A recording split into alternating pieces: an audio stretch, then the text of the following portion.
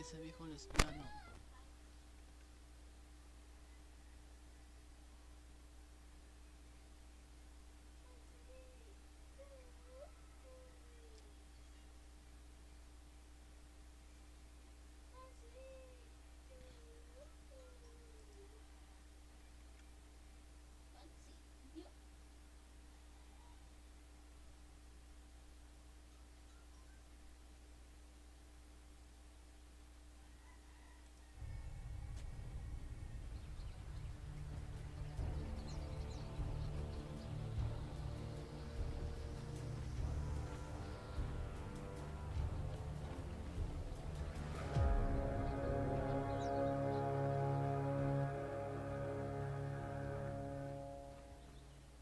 The battle's starting! First, they want to get a good advantage into that mid game, and they do have a lot of team fight coming in. But yeah, about that little mid play, YapzOr walked into the spot that where you check, where you can tell if they do have a lane ward.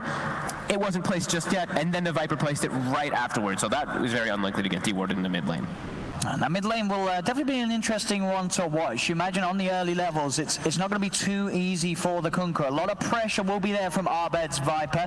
Nisha, he's just got to play it safe. Make sure that he doesn't feed early on. He's going to be able to quickly clean up neutral camps. But the beginning of this matchup, it is going to be rough for Nisha. Yeah, absolutely. He's just going to constantly get hit. You see those 5 stacks already built up of poison attack. Abed constantly to do so. He's taking a lot here, Nisha. He is.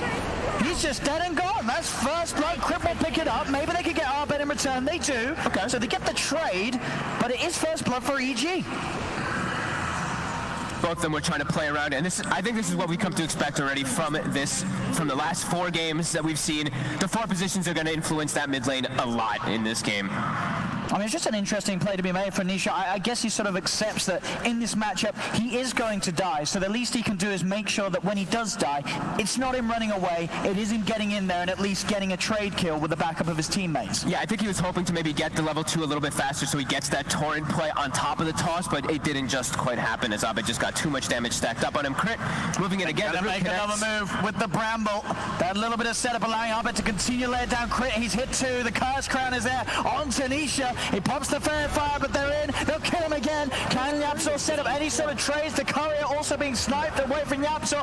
Abed does fall as YapzOr at least able to get a look in. So again, this mid matchup continues to be chaos. We are seeing each time Nisha is the first core to fall out of the 2 of them, but Secret, they're getting some trade kills, and YapzOr is getting some good amounts of XP because of it. Yeah, he actually was still only level 1, even though he got that kill there. Now it's a YapzOr versus Crit 1v1 in the mid lane for a moment, as the 2 actual mid laners have to run back since their TPs are on cooldown because of the battling.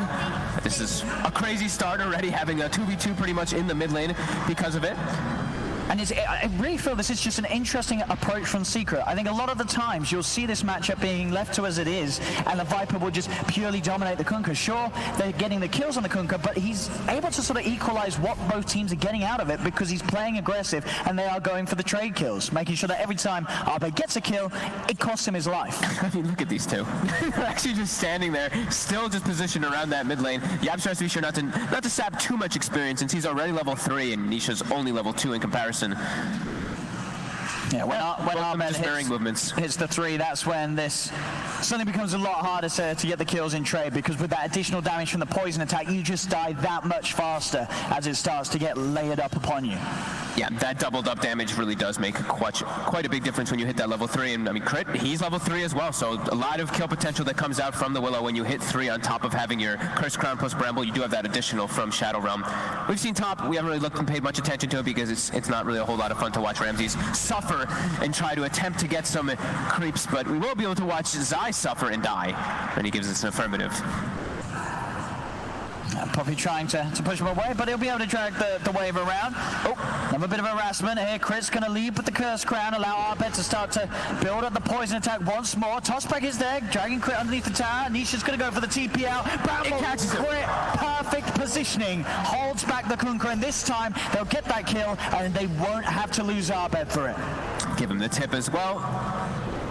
so he can feel that pain. But yeah, Crit, it's literally just two heroes sitting in the mid lane. So looking at the side lanes really quick, both of them are free farming. It is still 24-11 on the PL and 24-7 on the Drow Ranger, so still even in those matchups. But yeah, Crit being the big winner here, as he's also able to move to the side during this and actually stack up, I believe, both camps for that Viper.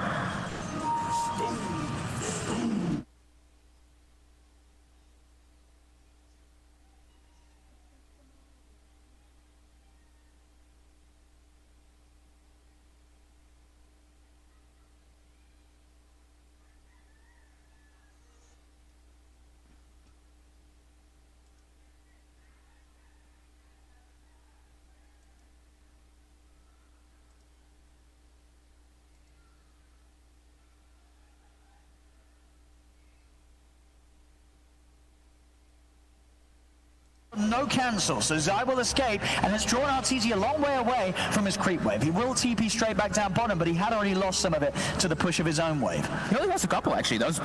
He lost, I think, like, what, 3 creeps, and then he missed one of that additional wave, so 4 creeps total. As you see, the PL just pulls a little bit ahead of him. Not the most time lost for him.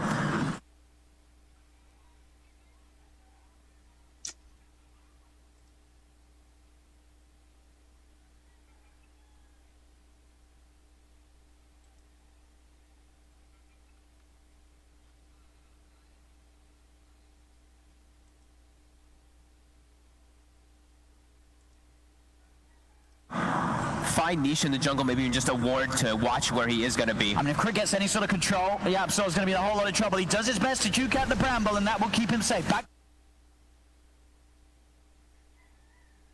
Nisha will be held back. Actually, Nisha maybe looking for the setup to turn things around. Xmark into the combo of himself and YapzOr, that'll do it. They punish EG for trying to poke at the mid lane. It is a very high level Tiny at this point in the game, already level 4.5, so he does have that extra damage that comes from the combo.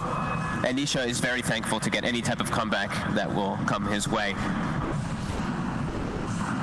And he's just continuing to stack. He stacks some jungle camps and he's able to farm decently, so it's actually not that bad. He's keeping a decent pace, at least in gold, to the Viper. It's pretty much even.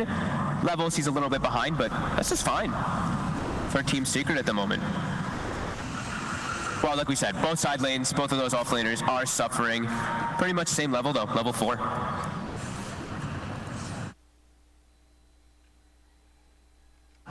Both carries, free farm indeed, Matu and Arteezy. Just Matu with a slight lead. He's been able to make better usage of the pulls towards the neutrals, so he has that edge. And it really sort of, you know, you've got to sort of pick your poison. Which one is going to be scarier coming into that mid game? Will it be the free farm PL or the free farm Drow? It's just depending on what EG can make of it. Once this Drow is starting to get online, once their lineup all starts to get together for them to group up and be able to push, will they be able to keep that push going to not allow Secret to just farm up on this PL? Because PL, like we said, this hero can become the king in this game. Although he is versus some, like we said, some counters. The Viper, Nether Toxin can be a little... It's hard to keep him inside. They have a Willow, so they have a lot of different ways of controlling the PL. Sorry, level 4, Ramsey's very low. Well, they're hunting. They're diving deep for this doppelganger in to clean the trees out. There's TP backup coming through. Matu instantly TP's out. There's nothing to cancel it. So Matu can retreat. YapzOr, he's going to try for the TP himself. The Curse Crown, it won't hit him time. YapzOr's there, instantly TP's to make...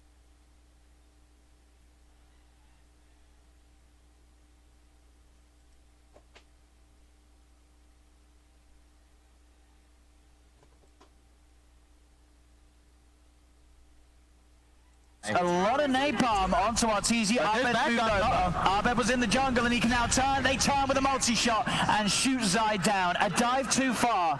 He was not ready.